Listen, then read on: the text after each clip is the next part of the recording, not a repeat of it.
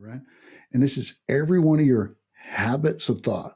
The habits of thought, that's what you're interested in, not some fleeting thought that doesn't mean anything to you. But if you think something that's irrelevant to your life and you do it a lot, hello, I think a lot of people do that. I know I do. And I'm getting myself trained by getting myself to practice more. But so many times in our life, whatever we're doing doesn't consume all of our thought ability. You know, a lot of times we're doing something, we got so much mental potential ability, our thoughts are going to wander around. It's inevitable, right?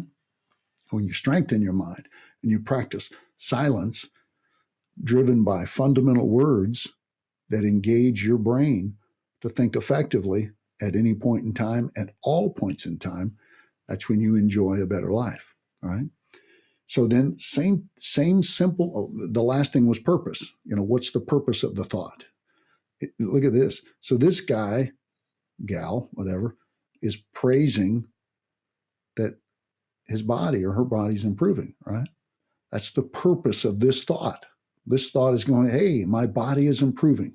That's a thought, right? It's a positive thought, making the person happy, right? Him or her. The purpose is to praise, right? Look at this one. Now, this explanation is my body is this or that. And of course, it's negative right here. So he's saying he's overweight, he's unattractive, whatever, it hurts, whatever, right? And that thought is making him unhappy, right? Let's look at this. What's the purpose? To explain the negative reality in your life. When you explain and complain, you're reinforcing whatever your reality is that you're thinking about.